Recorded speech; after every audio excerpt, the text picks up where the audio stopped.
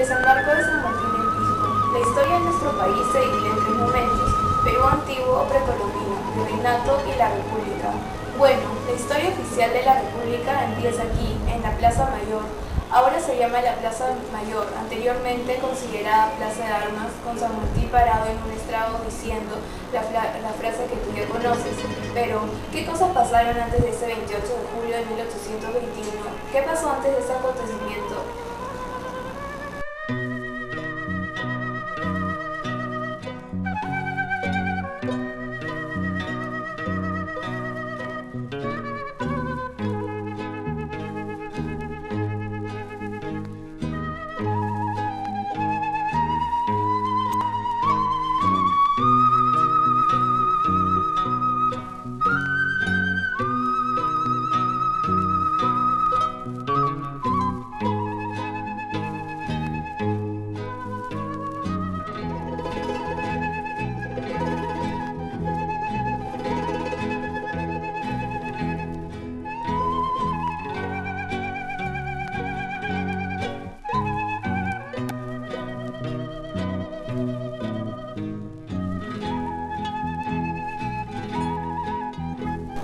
¿Cómo así se da la independencia del Perú?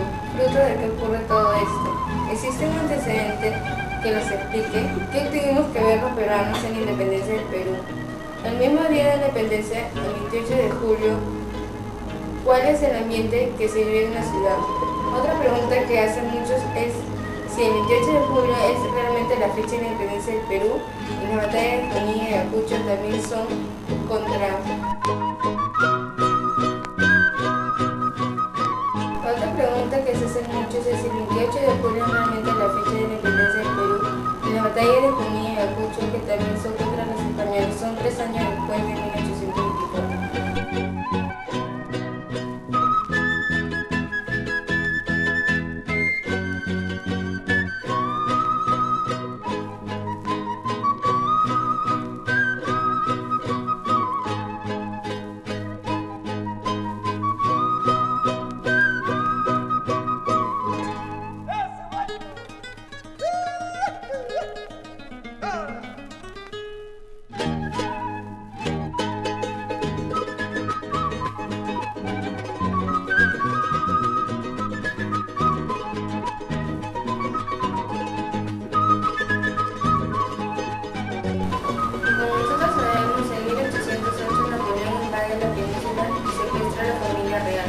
Entonces no hay rey, y los borbones están secuestrados. Napoleón pone en el trono español a su hermano José Bonaparte, más conocido como Pepe Botello.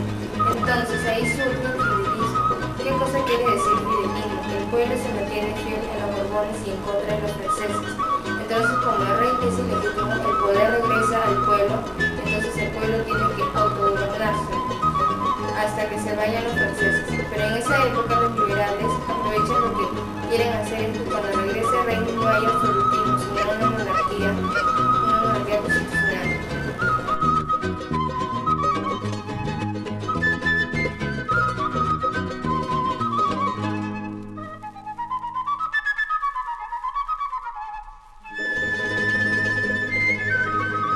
En ese contexto, los sentimientos se multiplicaron en las colonias y así surgieron juntas de gobiernos en La Paz, Quito, Caracas, Buenos Aires, Santiago, Tacna, Cusco, etc.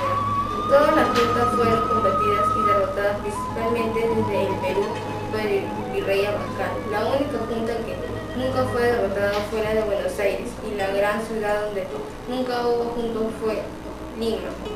Estas dos ciudades fueron polos supuestos de lucha por la emancipación de Buenos Aires como irradiadora del movimiento independiente y Lima como bastión realista más poderoso.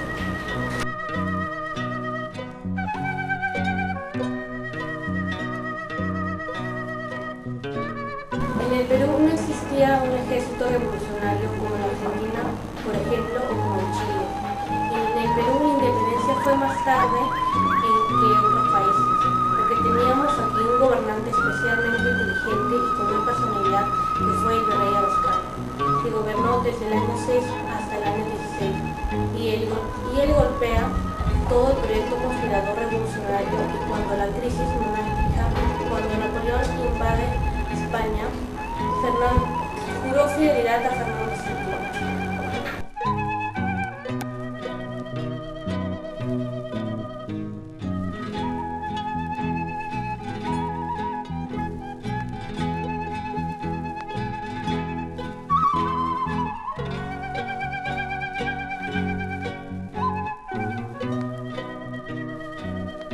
Hemos visto entonces, la independencia viene del extranjero. España vivió una crisis. Napoleón había invadido la península y en toda Sudamérica. Se crean juntas de gobierno, menos en Liga, gracias al poder que ejercía el virrey Abascal. Entonces, se puede decir que ellos fueron los rebeldes que vinieron de Buenos Aires, quienes estuvieron a la cabeza del movimiento de liberación.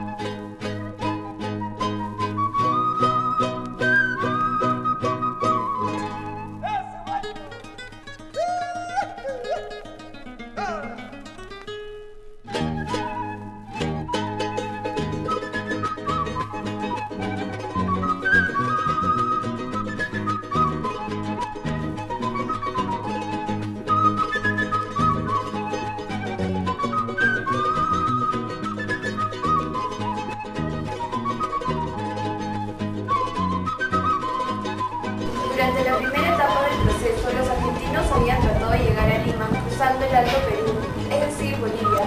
Todas las expediciones fracasaron. Es aquí que aparece la figura de San Martín. Él había llegado a Buenos Aires luego de haber servido desde muy joven al ejército español. En Argentina se incorporó pronto al movimiento emancipador de su cabeza. Nació la brillante idea de atacar Lima, pero no por el Alto Perú, como lo habían estado haciendo durante 6 años. No, ese no era el camino. A Lima había que entrar por el sur, es decir, por Chile. En Chile logramos importantes victorias militares, Chacabuco y Maipú. Con esta última logran la independencia chilena, al lado de Bernardo O'Higgins, quien votó de apoyo político y económico para la expedición libertadora de San Martín.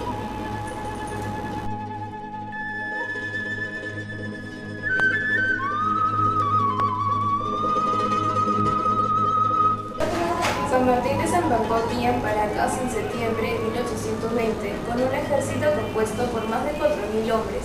El jefe de su escuadra era un experimentado marino inglés que se llamaba Lord Thomas Cochrane. El ejército de San Martín estaba compuesto básicamente por criollos, chilenos y mulatos argentinos.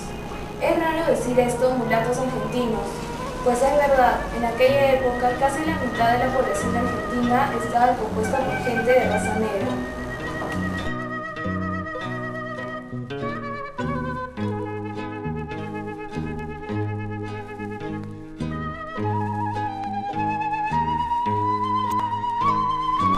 Luego de saltar esta playa, San Martín se dirigió a su ejército y les dijo: ya hemos llegado al lugar de nuestro destino, solo falta que el valor consuma la obra de la constancia, pero acordaos que nuestro deber es consolar a la América y que no venís a hacerle conquistas, sino libertad a los pueblos que han gemido 300 años.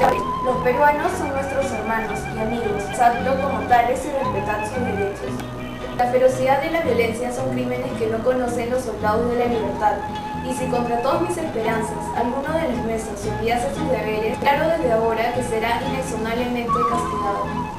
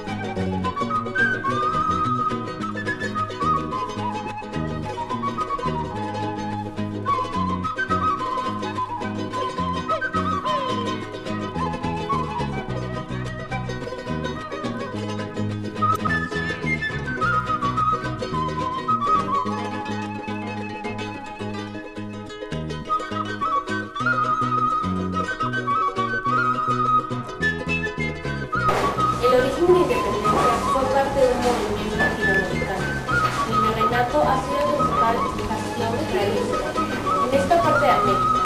En el Perú no existe ningún movimiento emancipador capaz de hacerlo frente al poder español. El Perú había tenido bastantes problemas de desarrollarse como un eje político importante por la presencia del virrey Abascal. Entonces, hasta cuando Abascal, la situación estaba bastante complicada, se puede decir. El rey Abascal había gobernado de manera inteligente en el virreinato desde 1806 hasta 1816. Justo en esa época la monarquía española había habido una crisis.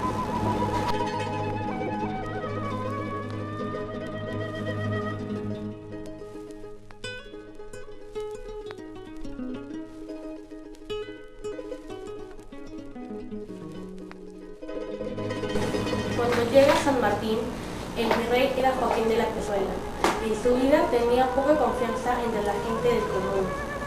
Los indios y mestizos no eran favorables a la causa realista, tampoco los esclavos cuya actitud era abiertamente decidida por los rebeldes de cuya mano esperaba la libertad. Como decía el mismo virrey en una carta a los españoles, dentro del ejército las deserciones eran escandalosas, continuas e incansables, y tan numerosas que en pocos días se perdieron batallas enteras. En general, Lima era todavía leal al virrey, pero las conspiraciones se estaban generalizando.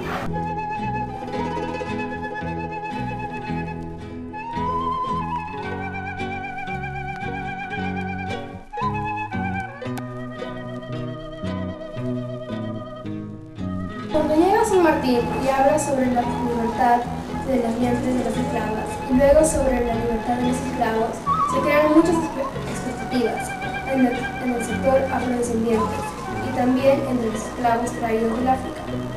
Y esto también se relaciona a la abolición del tributo, que lo va a decretar y que le abre las posibilidades del acercamiento a los sectores populares. Creo que una de las cosas que más les va a gustar de este programa es acompañarme a hacer un recorrido por todos los sitios donde estuvo San Martín, desde que desembarcó en Paracas, donde tuvo este famoso sueño con las aves y creó la bandera y todo eso. Después en Pisco, Miraflores, en Chauca, donde es ahora Cara Barrillo, y finalmente acá en la Plaza Mayor, donde termina todo su recorrido por la independencia.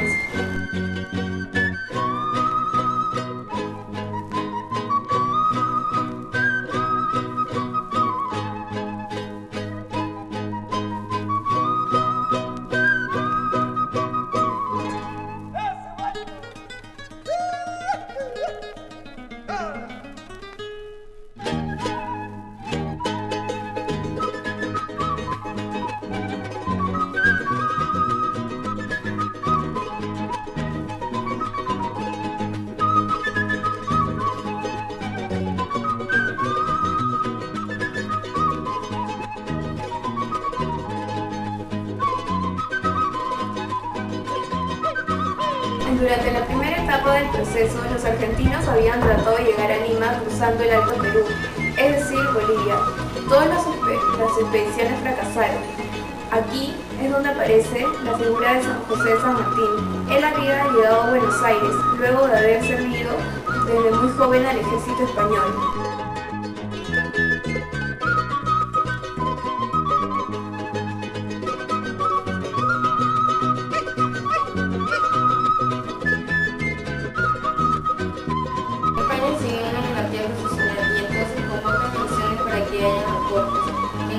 Cortes es Congreso, o sea, una especie de Congreso constituyente.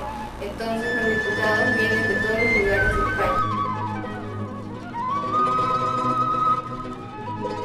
De lugares de América y se reúnen de forma interminente en la ciudad de Cádiz. Esos son los Cortes de Cádiz, pero ¿qué ocurrió?